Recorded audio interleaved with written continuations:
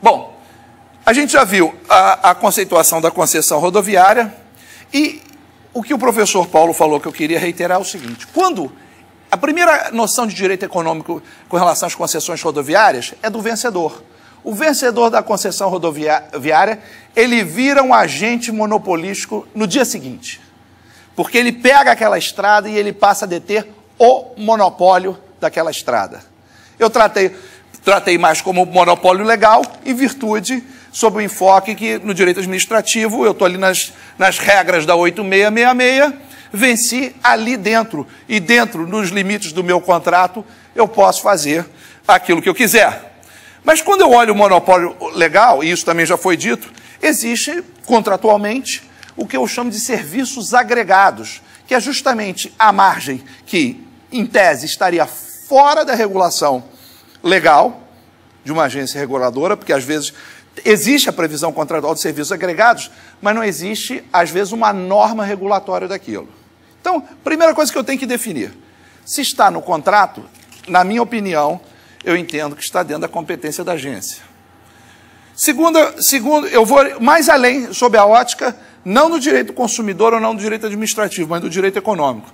Se aquele agente, eu estou falando, uma agência reguladora para regular o mercado, eu não posso ter uma escusa, uma desculpa ou um limite para falar: ah, não, você é um agente econômico, você está ajudando, atuando nesse mercado, mas especificamente com relação a essa expressão, essa vírgula, esse artigo, está fora da competência da agência. Esse não é o objetivo de uma agência regulatória. Ou seja, esse não é o objetivo finalístico, ou seja, de eu tirar o poder público, criar uma autarquia especial com independência administrativa, financeira e funcional, e em cima disso eu consegui fazer uma diretriz para a condução de uma política econômica qualquer. Então eu não consigo ver a interpretação aqui, ela não pode ser restritiva. E no direito econômico ela sempre vai ser finalística. Vamos lá. Aí o que acontece? Entre 95, quando começaram as concessões rodoviárias do Brasil, e 2000, o serviço de pedágio automático foi prestado diretamente pelas concessionárias de rodovias. Houve um primeiro momento onde isso aconteceu, e mais à frente, algumas rodovias resolvem criar uma empresa para fazer esse tipo de serviço. Essa empresa, eles submetem ela... Deixa eu passar aqui. Não, isso aqui não... Eles resolvem criar uma empresa especificamente para fazer esse trabalho. Então, e essa matéria foi submetida ao CAD. Ou seja, o CAD é o nosso, né, a Brazilian FTC, e para aprovação ou não. Era uma empresa de TI e, no começo, duas concessionárias. Salvo engano, a CCR e a Ecorodovias, Primavia Ecorodovias. Eram esses três agentes econômicos. Na verdade, era a CCBR, que era a holding dessa empresa de TI, da CGMP, e junto com a CCR, e que submeteram o ato de inscrição da empresa, que chama STP. Na época, o CAD analisou sob duas óticas. Ele falou o seguinte: primeiro, é monopólio? Ou seja, eles estão criando uma empresa para ser monopolística? Por quê? Porque lá em 2001 o segmento era novo, e essa atividade era difusa. Como ninguém tinha oferecido nada desse mercado ao CAD, ele falou assim: é monopólio, mas não há concorrente. E se não há concorrência, você pode exercer em nível de monopólio. Ou seja, não me preocupa que uma empresa que é dona da concessionária crie uma outra empresa com outras concessionárias. E aqui eu tenho que trazer uma história para vocês. Um caso paradigmático no direito mundial com relação ao direito antitruste foi o caso do John D. Rockefeller.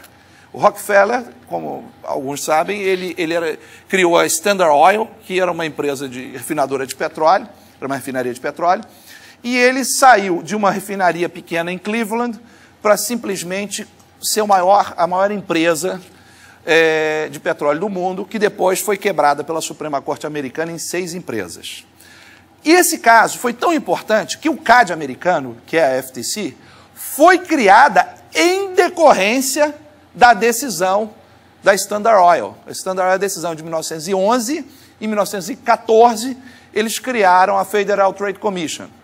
E analisando essa decisão, o que os ministros da Suprema Corte Americana falaram? Eles analisaram cada momento do filme, não é da fotografia, do filme, da existência da empresa Standard Oil. E analisaram o seguinte: sempre que a Standard Oil tinha uma prática de eficiência, ela ganhou o mercado, ela até comprou e acabou com alguns concorrentes, mas dentro de uma eficiência. Vou dar um exemplo. No mercado de petróleo, o barril é sempre uma unidade de referência, porque antigamente, no século XIX, eles carregavam o petróleo no barril mesmo. Só que o transporte de barril em mula perdia mais ou menos 30% do que tinha de petróleo carregando no barril. O Rockefeller desenvolveu um sistema que você tinha uma perda quase que zero, mudou o tipo de vase. Com isso, ele ganhou mercado, porque ganhou eficiência, porque não perdeu o produto. Aí, no refino antigamente, no final do século XIX, era para iluminação, era o querosene, basicamente. E ele descobriu que naquele processo de refino, e o refino de petróleo, para quem gosta, eu que sou de Minas Gerais, para quem gosta, que é um estado que faz muita cachaça, Schnaps, entendeu? O processo de refino do petróleo é muito parecido com o da cachaça. E ele descobriu que todos os subprodutos do refino poderiam ter uma utilidade. A indústria petroquímica começou com o Rockefeller, ele que descobriu que dava para usar a sulfa como fertilizante. E começou, o subproduto que antes era jogado fora pelo concorrente, ele começou a vender. Então ele vendia todos os resíduos e subprodutos e mais ganhava no refino. E a Suprema Corte analisa que todo esse processo foi correto.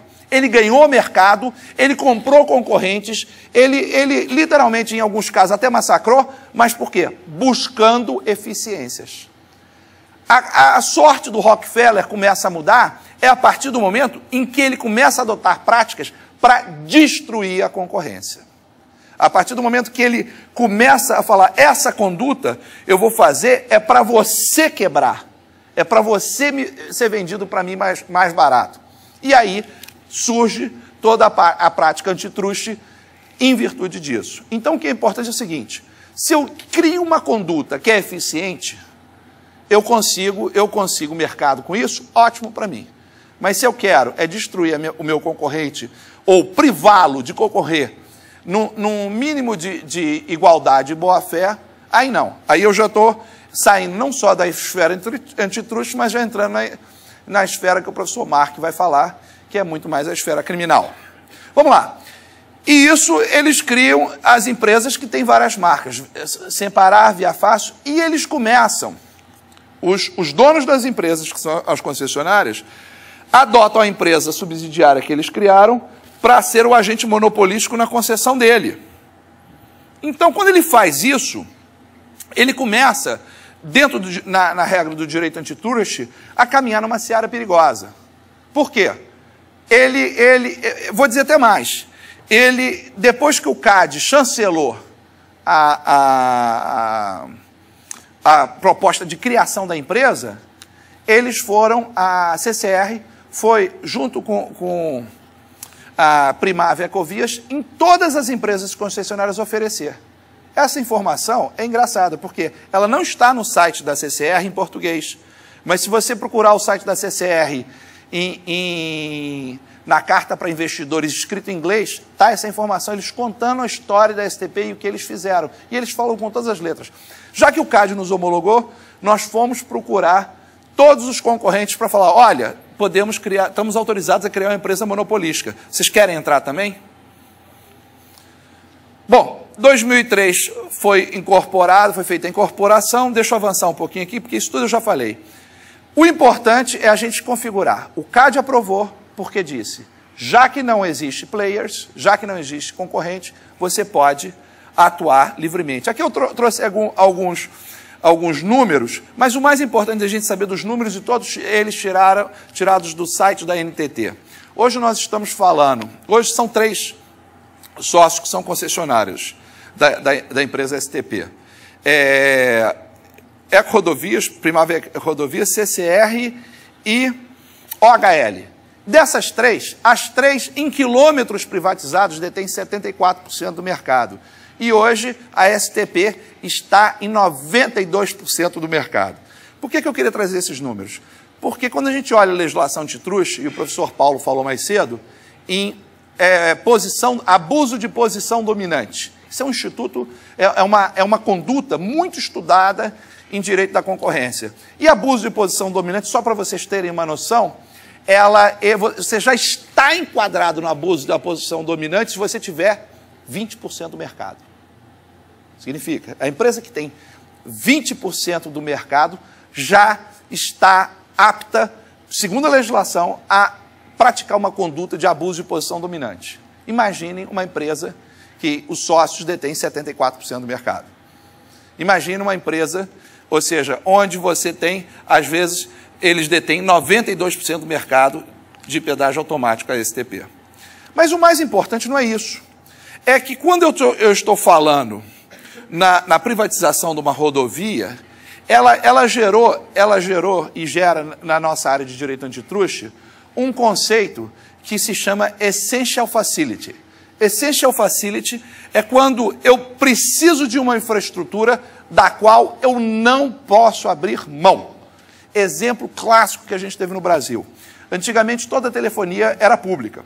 Quando eles privatizaram a telefonia, que fizeram as telefonias espelhos, as empresas espelhos e privatizaram nos vários estados, o que aconteceu? Eu, que era uma empresa telefônica do Rio de Janeiro, só conseguiria falar com São Paulo ou com o Rio Grande do Sul se São Paulo deixasse, se São Paulo autorizasse. Senão eu não falava com São Paulo. Eu preciso ter a outra ponta.